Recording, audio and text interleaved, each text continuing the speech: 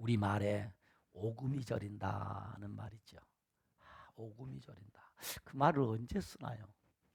오금이 저린다. 이 오금이 저리다라는 말의 뜻을 찾아봤더니 사전적 뜻이 이렇게 기록되어 있더라고요.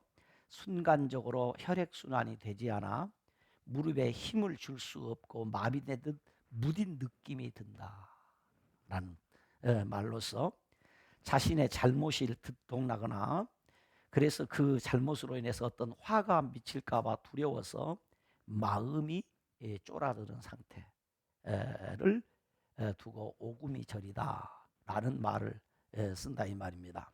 그러니까 공포감에 맥이 풀리고 마음이 쫄아든 심리적 상태를 의미하는 단어로서 이 말로서 자신의 힘과 자신의 능력으로 해결할 수 없는 어려운 문제와 환경적 상황이 되었을 때 마음의 두려움과 공포감에 붙잡혀서 낙심되고 좌절할 때 하는 말 오금이 저린다 혹은 무릎이 떨린다. 누구나 인생을 살다 보면 내 힘과 내 능력과 내 지혜로 나의 영역에서 해결할 수 없는 절망적인 일을 만날 때가 있다 그 말입니다. 그때 오금이 저리고 무릎이 떨리게 되는 것입니다. 그럴 일을 우리가 겪게 되면 그때 여러분은 어떻게 하셨습니까? 그리고 앞으로 혹시 그런 일을 없애야 되지만은 혹시 그런 일을 만나게 되면 여러분 어떻게 하시겠습니까? 그리고 성도는 그런 상황에 어떻게 해야 할까요? 우리 성경을 통해서 우리가 아는 이스라엘 역사는 단순한 역사가 아니라 선민 구원의 역사로서 앞으로 전개될 신약 시대의 하나님 나라 운동의 예시적 묵시가 담겨 있는 것입니다. 그러므로 우리가 성경을 특별히 구약 성경을 공부하면서 성도들이 의문을 갖는 게 저 이스라엘 나라의 역사가 우리와 무슨 상관이 있는가? 이스라엘 나라의 역사 이야기가 나와 무슨 관계가 있기에 잘 알지도 못하는 이스라엘 나라의 역사 이야기를 저희 목사님이 자꾸 말씀을 하시는가 하는 의문을 가질 수 있습니다. 당연하죠. 그런데 이스라엘 역사는 단순한 역사가 아니라 하나님의 선민 구원의 역사로서 우리가 살아가는 이 시대에 곧 하나님 나라 운동에 대한 예시적 그 묵시가 계시가 담겨 있다 그런 말입니다.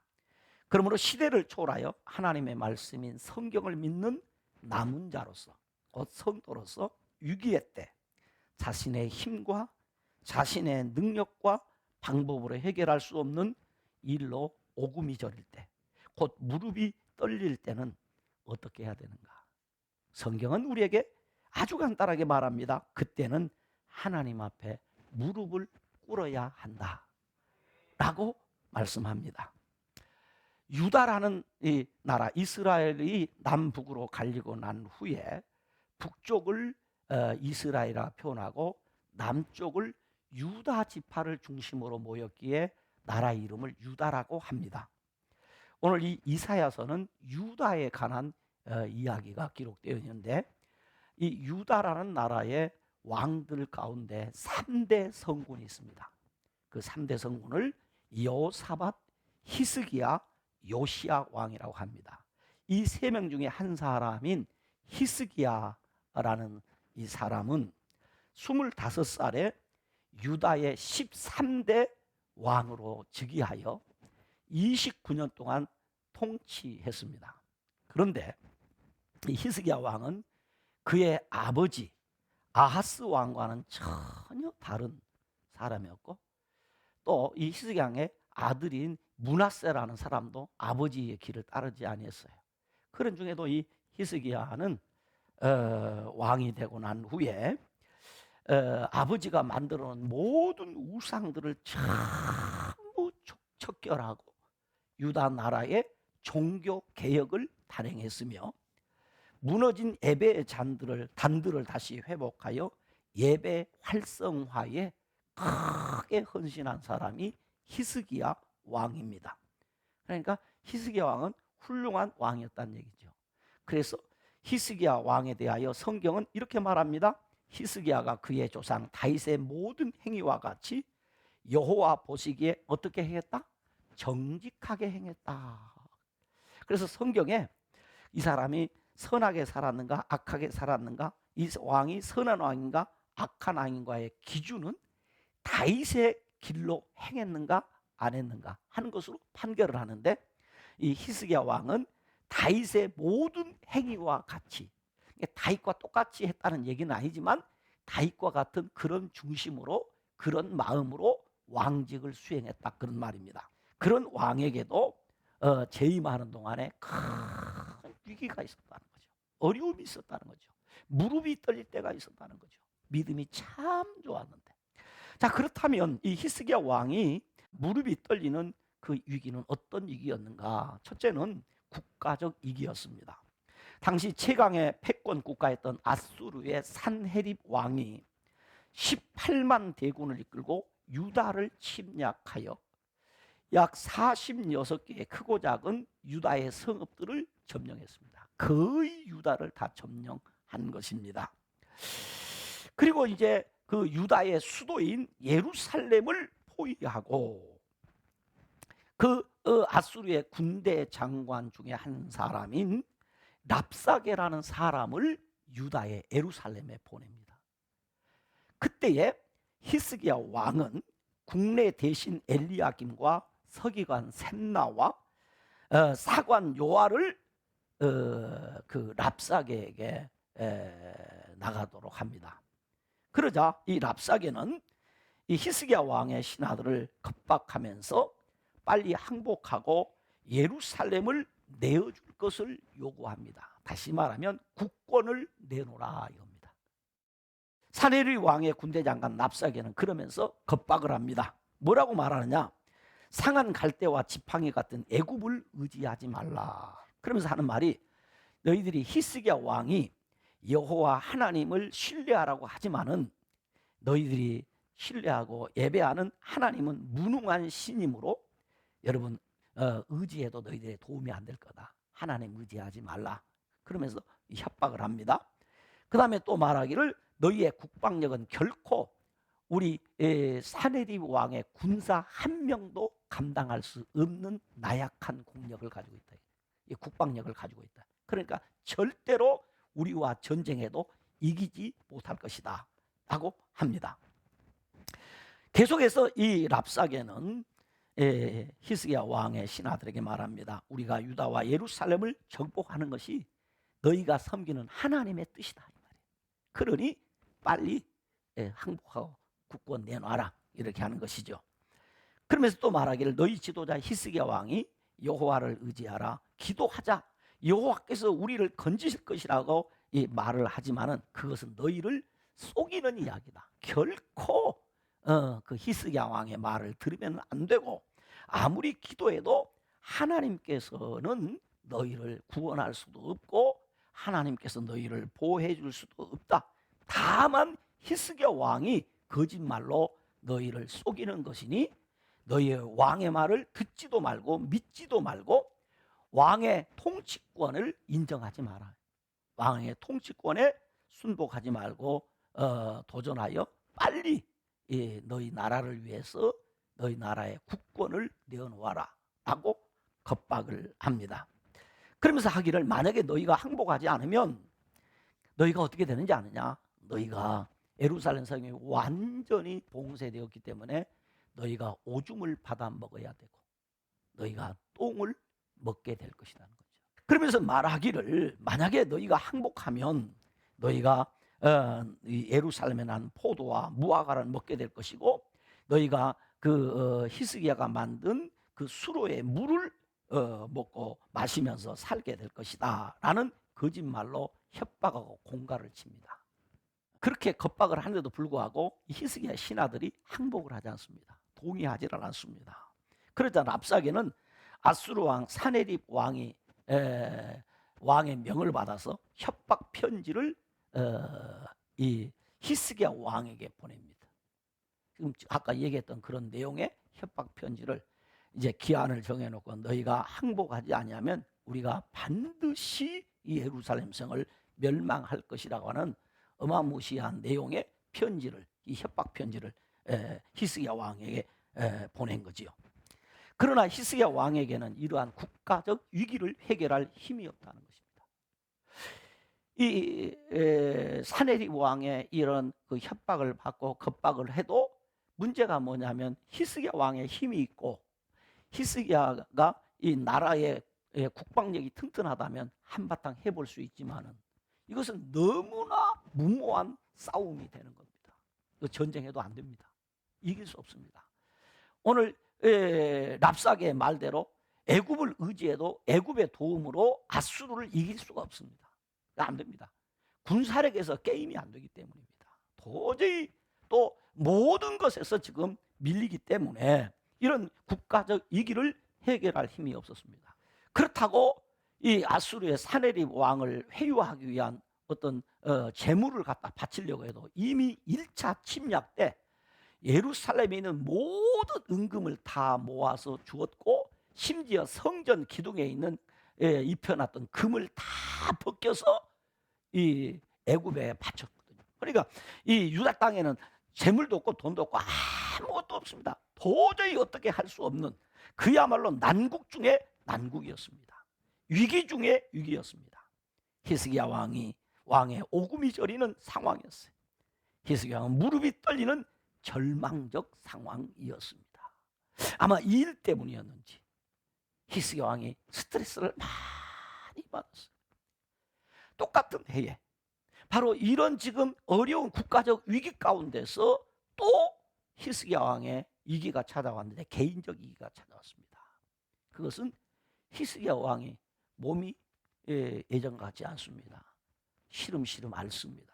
그런데 그때 하나님의 선지자 이사야가 히스기야 왕에게 찾아와서 하는 말이 당신은 죽고 살지 못합니다. 그러니 가산을 정리하고 이제 유언을 하여 죽을 준비를 하세요 라는 이야기를 합니다.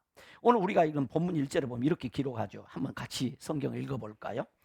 자, 같이 읽습니다. 그때 히스기야가 병들어 죽게 되니 아모스의 아들 선지자 이사야가 나아가 그에게 이르되 여호와께서 이같이 말씀하시기를 너는 내 집에 유언하라 네가 죽고 살지 못하리라 하셨나이다 라고 했습니다. 그러니까 병이 들었는데 죽게 된다. 죽고 살지 못하니 유언하라. 도대체 히스기야가 무슨 병에 걸렸는지는 알 수 없지만은 한 나라의 왕인데 의사가 없겠습니까? 약이 없겠습니까? 다 있지만은 의사가 아무리 좋은 의술을 가지고 있고 약이 아무리 많이 갖고 있어도 백약이 무효란 말이에요. 죽는다는 거죠. 이것은 누구도 고칠 수 없는 불치병에 걸렸다는 이야기입니다. 그러니 이 히스기야 왕이 얼마나 절망적인 상황인가 이 말이에요. 그야말로 오금이 저리고 무릎이 떨리는 상황이었습니다. 자, 국가적으로 위기를 맞이했습니다. 개인적으로 지금 무릎이 떨리는 오금이 저리는 이런 위기를 맞이했습니다. 그렇다면 히스기야 왕은 이런 무릎이 떨리는 절망적 상황에서 어떻게 해야 하는가 이 말입니다. 오늘 본문을 보니까 히스기야 왕은 무릎이 떨릴 그런 상황에 하나님 앞에 무릎을 꿇었다 이 말이에요. 여러분, 절망적인 상황, 무릎이 떨릴 때는 하나님 앞에 무릎을 꿇어야 됩니다. 그래야 사는 길이 열리는 거예요. 이사야 36장 22절에 보니까 이렇게 기록했습니다. 그때에 hil기야의 아들 왕국 맡은 자 엘리야김과 서기관 셈나와 아삽의 아들 사관 요아가 자기의 옷을 찢고 히스기야에게 나아가서 랍사게의 말을 그에게 전하니라 그랬어요. 좋은 소식이었습니까? 나쁜 소식이었습니까? 나쁜 소식이었습니다. 그러니까 랍사게를 통해서 들은 이 협박의 내용들 그리고 협박 편지를 전해주는 겁니다. 절망적입니다. 히스기야가 이 소식을 다 들었단 말이죠. 그리고 37장 1절로 바로 넘어가서 보면 우리 성경은 장절을 구분해 놨습니다만 원래는 이 장절이 구분되어 있지 않습니다. 그러니까 바로 이어서 37장 1절 36장 마지막 절인 22절 말씀을 이어서 바로 이 소식을 들은 후에 어떻게 했냐, 이 신하들의 보고를 받은 히스기야 왕은 어떻게 했는가, 자, 37장 1절을 같이 읽어봅니다. 같이 읽습니다. 시작. 히스기야 왕이 듣고 자기 옷을 찢고 굵은 베옷을 입고 여호와의 전으로 갔고 그랬어요. 이 소식을 듣고 히스기야 왕은 절망하고 낙심하고 주저앉은 것이 아니라 이 소식을 듣자마자 자기의 옷을 찢었어요. 옷을 찢었다는 얘기는 뭐 했다는 얘기입니까? 회개했다는 거죠. 아, 내가 하나님 앞에 무엇인가 잘못한 것이다. 하나님 앞에 합당하지 못한 것이 있구나. 그래서 은혜 받은 성도는 어려움을 당하면 맨 먼저 원인을 어디서 찾냐? 내게서 찾습니다. 내가 하나님 앞에 무엇인가 부족하고 내가 하나님과 관계에서 무엇인가 잘못된 것이 있는가를 찾는 거죠. 그래서 자기 옷을 찢고 그리고 어떻게 하느냐? 굵은 베옷을 입고 회개하면서 어디로 갔다? 하나님의 전으로 갔다 이거죠. 여호와의 전으로 갔다. 그런데 이 전으로 가면서 그 길을 가면서 어떻게 하느냐면 이 신하들에게 선지자 이사야에게로 빨리 가라. 가서 오늘 지금 상황이 어떠한지 상황을 빨리 이사야 선지자에게 전하라. 그래서 오늘 풍경에 보면 오늘 환난과 책벌과 능욕의 날이라 아이를 낳으려 하나 해산할 힘이 없은가도다. 아이를 낳는 산모에게 절대적으로 필요한 게 아이를 출산할 수 있는 힘입니다. 만약에 이 힘이 없으면 아이도 죽고 산모도 죽습니다. 얼마나 큰 위기입니까? 아이가 잘못돼도 안 되는 일이요 산모가 잘못돼도 안 되는 일인데 아이와 산모가 지금 함께 죽을 위기라는 얘기는 큰 위기를 지금 맞이했다는 것입니다. 그리고 상황을 알리면서 바로 오늘 이 신하들을 통해서 이사야 선지자에게 요청하기를 무엇이라고 하냐? 오늘 이사야 선지자에게 하는 얘기입니다. 당신은 이 남아있는 자를 위해서 뭐 해달라고? 뭐 해달라고? 기도해달라는 거죠. 기도해달라고. 그리고 그는 성전에 올라간 히스기야 왕은 하나님 앞에 무릎을 꿇고 사네립 왕이 보내온 그 협박 편지를 펼쳐놓고 기도합니다. 여호와여 귀를 기울여 들으시옵소서. 여호와여 눈을 뜨고 보시옵소서. 사네립이 살아계시는 하나님을 해방한 모든 말을 들으시옵소서. 우리 하나님 여호와여 이제 우리를 그의 손에서 구원하사 천하 만국이 주만이 여호와이신 줄을 알게 하옵소서 라고 하며 천하 만국의 유일하신 만군의 여호와 하나님 앞에 무릎을 꿇고 부르짖어 기도했습니다. 그리고 오늘 우리가 읽은 본문 2절에 보면 이렇게 이야기합니다. 내가 죽고 살지 못하리라는 선지자의 말을 들은 히스기야 왕은 하나님 앞에 무릎을 꿇었습니다. 그리고 얼굴을 벽으로 향하여 들고 여호와 하나님 앞에 뭐 했다? 기도했다. 어떻게 기도했는가? 통곡하면서 하나님 앞에 기도했다. 그 말입니다. 히스기야 왕은 도저히 자신의 힘으로 자신의 능력으로 자신의 지혜와 방법으로는 해결할 수 없는 큰 위기를 맞았습니다. 국가적으로 어렵습니다. 개인적으로 어렵습니다. 히스기야는 자신이 받아들일 수도 없고 이해할 수도 없고 해결할 수도 없는 절망적인 상황에서 그는 두려움과 공포 속에 무릎이 떨릴 수밖에 없는 그런 상황이었습니다. 그러나 히스기야 왕은 당황하지 않았습니다. 히스기야 왕은 방황하지도 아니했습니다. 히스기야 왕은 머뭇거리지도 아니했습니다. 이 모든 문제, 국가의 흥망성쇠, 개인의 생사화복의 문제는 인간의 영역 안에 있는 것이지만 인간의 영역에 있는 권세나 힘이나 방법으로 해결되지 아니하고 한 나라의 흥망성쇠도 하나님이 주장하시고 인간의 생사의 문제도 하나님이 주장하시니 그 인간의 생사복과 한 나라의 흥망성쇠를 주장하시는 절대 주권의 하나님 앞에 무릎을 꿇고 그 하나님 앞에 통곡하며 기도하는 것은 너무나 당연한 신앙인의 자세인 것입니다. 그렇습니다. 무릎이 떨릴 때는 하나님 앞에 무릎을 꿇어야 살 길이 열립니다. 무릎을 꿇는다는 얘기는 기도한다는 이야기입니다. 하나님 앞에 무릎을 꿇어 기도할 때 살 길이 열립니다. 정말로 그렇습니다. 확실히 그렇습니다. 여기서 우리는 매우 중요한 기도의 영적 원리를 생각하게 됩니다. 그것은 오금이 저릴 만큼 무릎이 떨리고 절망적일 때 성도는 어떻게 해야 되냐? 첫째, 히스기야 왕처럼 예수님의 말씀대로 계셔서 보시고 아시는 하나님께 옷을 찢으며 곧 회개하며 귀를 기울여 들으시옵소서, 눈을 뜨고 보시옵소서, 그리고 알게 해달라고 살아계시는 하나님, 유일하신 하나님, 인격적인 하나님, 천하 만국의 주인 되신 그 하나님을 중심하여 기도해야 한다는 것입니다. 두 번째는 히스기야 왕이 이사야 선지자의 말씀을 듣고 기도의 자리로 갔던 것처럼, 성전으로 올라가면서 이사야 선지자에게 기도 요청을 한 것처럼 약속의 말씀을 믿고 기도해야 한다는 것입니다.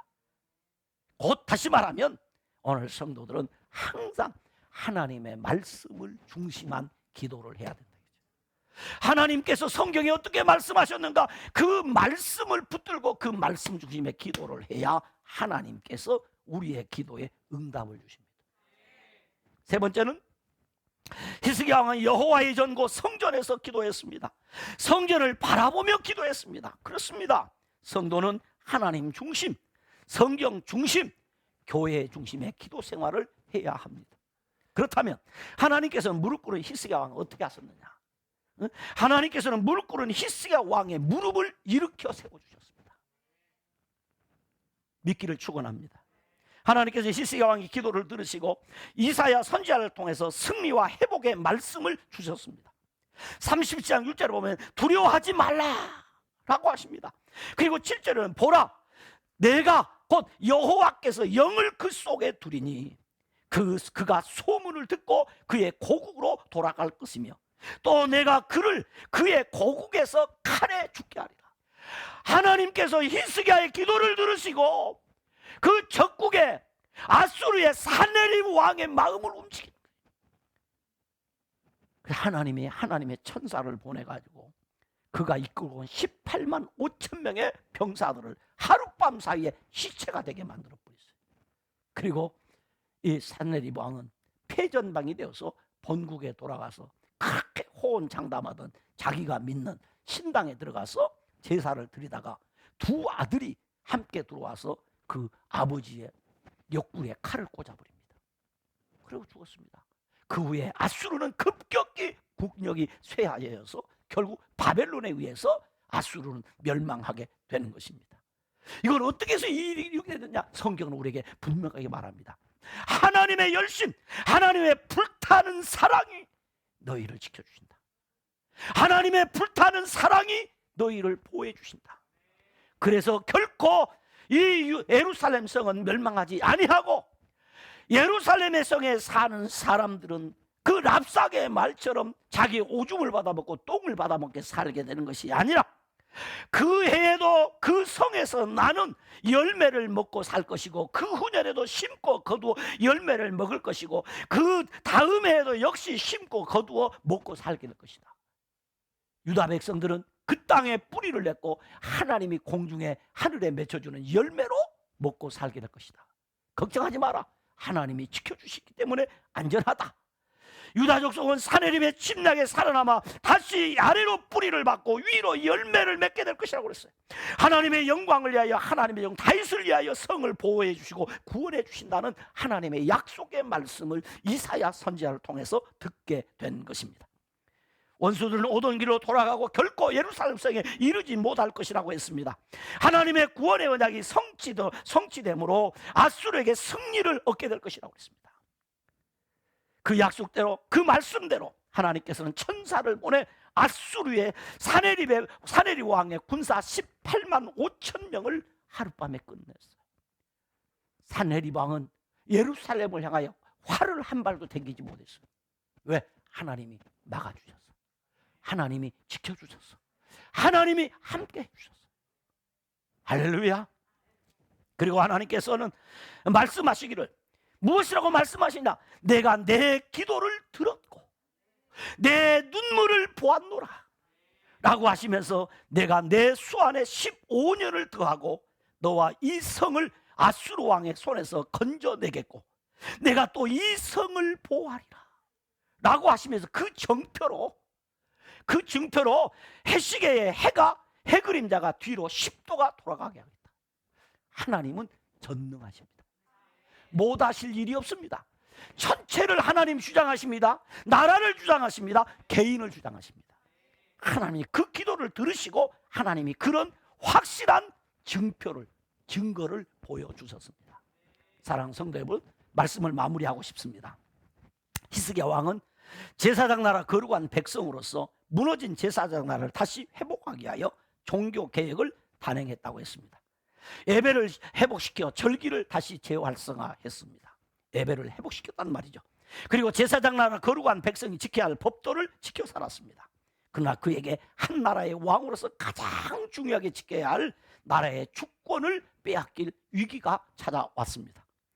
뿐만 아니라 그는 국가적 위기 가운데도 힘들어 죽겠는데 개인적으로 가장 중요한 생이 지금 생사의 가름길에 놓였습니다. 후사도 없는데 말입니다. 이렇게 국가적으로 개인적으로 가장 중요한 문제에 그는 위기를 당했다고 했습니다. 그러나 그에게 국가적인 위기나 개인적인 위기를 해결할 능력도 방법도 지혜도 힘도 없습니다. 도와줄 자도 없었다고 했습니다. 그런데 무릎이 떨릴 때 하나님 앞에 무릎을 꿇어 부르짖으면 살 길이 열린다고 했습니다. 그리고 하나님 중심, 성경 중심, 교회 중심으로 통곡하며 기도하면 하나님의 그 기도를 들어 응답해 주십니다. 히스기야 왕의 절망적인 상황을 아시는 하나님께서는 히스기야의 눈물을 보았습니다. 아멘. 하나님께서 히스기야 왕의 눈물을 보았습니다. 하나님께서는 히스기야의 기도를 들으셨습니다. 그리고 하나님께서는 그 위기에서 히스기야 왕과 그 히스기야 왕이 통치하는 나라를 건져 주셨습니다. 그리고 그 백성들을 보호해 주셨습니다. 확실한 증거를 주셨습니다. 원수를 물리쳐 주셨습니다. 히스기야 왕의 생명을 15년을 연장시켜 주셨습니다. 그러므로 무릎이 떨릴 때는 하나님 앞에 무릎을 꿇어야 살 길이 열립니다. 그래서 솔로몬 왕은 하나님 앞에 무릎을 꿇고 기도했습니다. 엘리야 선지자도 절체절명의 순간에 하나님 앞에 무릎을 꿇고 기도했습니다. 그랬더니 3년 6개월 동안 닫혔던 하늘문이 열렸습니다. 다니엘은 하루에 3번씩 하나님 앞에 무릎을 꿇어 기도했다고 그랬습니다. 뿐만 아니라 신약의 스데반 집사님도 사도 베드로도 그리고 우리 예수님께서도 무릎을 꿇고 하나님 앞에 기도했습니다. 우리 예수님이 그리하신 것은 우리들에게 그리하도록 하기 위함입니다. 예수님은 그리 안 하셔도 됩니다. 그런데도 예수님이 무릎을 꿇어 기도했다는 얘기는 오늘 예수를 믿는 성도들이 그리하며 살아야 됨을 가르친 것입니다. 그래서 시편 기자는 시편 95편 6절에 오라 우리가 굽혀 경배하며 우리를 지신 여호와 앞에 무릎을 꿇자. 무슨 말입니까? 여호와 하나님 앞에 무릎을 꿇어 기도하자라는 겁니다. 그러므로 무릎이 떨릴 때는 하나님 앞에 무릎을 꿇어야 살 길이 열립니다. 여러분에게 이런 은혜가 있기를 주님의 이름으로 축원합니다. 기도하시겠습니다. 하나님 아버지, 은혜와 사랑을 감사하고 감사합니다.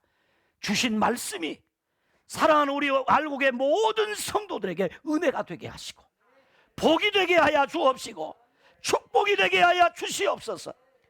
무릎이 떨리는 위기 가운데서도 낙심하고 절망하고 좌절하지 아니하고 하나님 앞에 나와 무릎을 꿇어 기도할 때 하나님이 열어주시는 살 길을 따라 살아가는 복된 성도들이 되게 하여 주시옵소서.